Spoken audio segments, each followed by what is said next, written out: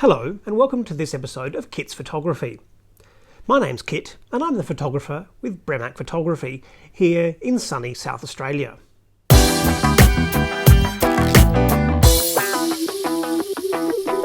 you're probably wondering why I'm talking very quietly right now. Well, that's because I'm outside quite late at night here in Adelaide. So I've come out to take some photographs of the Milky Way. Now this is something which most people think you can only do if you're a professional photographer. You can do it with a simple DSLR. I'll be using today my Nikon D850, which you probably can't actually see right now, but it's just there. And it's such a beautiful clear night, which is why I've chosen to do it tonight. The moon is up there, it's absolutely beautiful, which does take away a little bit of the aspect of the Milky Way because it is very bright. However, it's okay, it's not too bright tonight. With no moon it's even better. But one of the things that people really assume is that you have to be out in the middle of the desert to take a photograph of the Milky Way, and that's just not true. All you need is a clear night, you need a camera which you can use manually, and then if you look up here you can see the Milky Way. You can't see it at the moment, but I look up there, I can see it down there. So I'm going to take some photographs now and show you how to do it.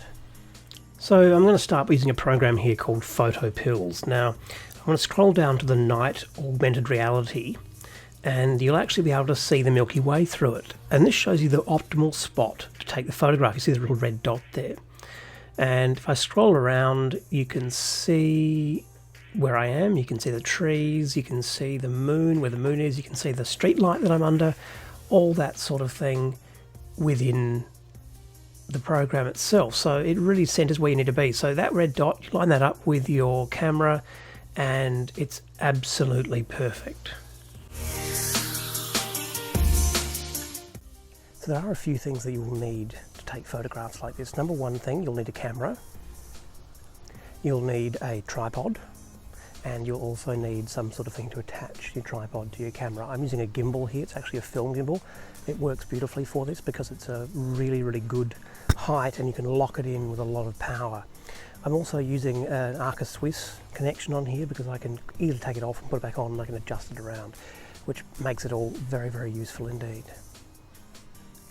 So to take these photographs you need, most importantly, two things: a camera body and a lens.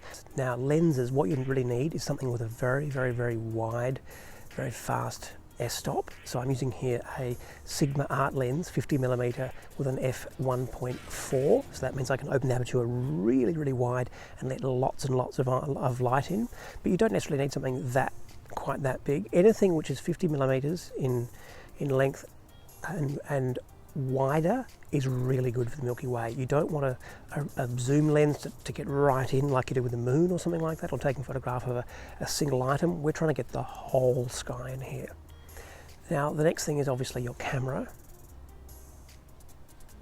Now with the camera, what you need to set it on is you need your shutter speed at 25 seconds. That's a long, long time. And you also need I've got my aperture here set at 1.4. And then I've set my ISO at 6400. So I've got my camera here set on full manual at 25 seconds. I've got the f at 1.4, and then the ISO, as you can see there, is 6400. I'm going to play around with that a little bit. Now the other thing that you need, it's so important, is one of these. Now this is a shutter release, it's a remote shutter release. Us old photographers call it a bulb, and what this does, I push it and it takes a photograph. Now you can actually lock that in like that, or you can just push it once. Another point of that is I'm not actually touching the camera, so therefore you haven't got anything wobbling it around to cause any problems. Now the next thing you want to do, all my photographs just finished, but you won't see anything because I've got a torch shining at it. So I've adjusted my camera now so that it's actually at 30 seconds at 1.4 and ISO 6400. Now what I'm going to do now is take a photograph and we'll see what it looks like. The image I've taken on the back of my camera there, I'm now going to do it in RAW because I've done it in JPEG just to see what it would look like on the back of the camera, but now I'm going to do it in RAW. While you're out at night, there's nothing wrong with photographing lovely trees and things like that under the light. And this one here looks fantastic with the D850. It really works really nicely, and then you've got the moon in the background too, so you can really do some good with that. Always make sure you let your noise reduction go through and just get everything out of there, because it saves you lots of time in post. Now that's what I'm talking about there. We'll need to do some adjustments, but really that'll make a really good photograph in the end. So just remember to make sure that you take all these things correctly, do all these things correctly, and you'll get some excellent photographs. I'll also show you what I'm going to do in post as well, talk about the adjustments that I'm going to use, and look, it's been a great night of shooting actually tonight, so I hope you enjoy it. I need to make it really clear here that I'm actually underneath the street light right now, so I'm taking these photographs of the Milky Way underneath the street light. Now you probably can't see too much light, it is pretty dark out here, but I am nonetheless under a street light. I'm going to head back inside now. It's getting a bit cold, and do some editing. So I hope you enjoy, and thanks for watching, and I'll see you next time. I'm using Affinity Photograph here tonight, and you can see here the exposure is quite high.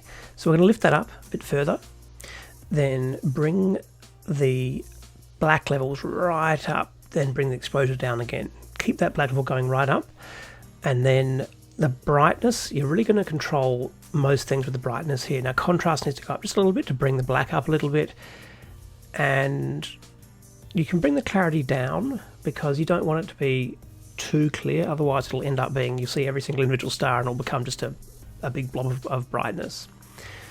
So essentially that's basically it. You want an overexposed photograph, you bring those levels up and down, and you've got yourself a perfect Milky Way photograph. So here's the final photograph there. Now this one I've made really bright so you can really see everything, and you can see all the stars in the sky pretty much.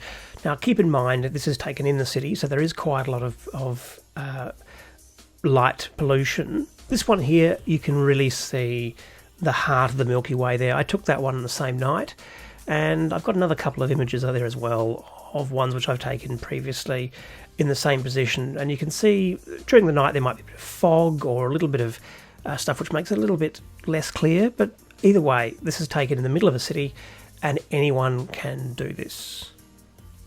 Well, that's about it for tonight. Thanks for watching. Please don't forget to like and subscribe, and if you have any ideas for some concepts of astrophotography, please don't forget to leave some comments. Have a good one. See you next time.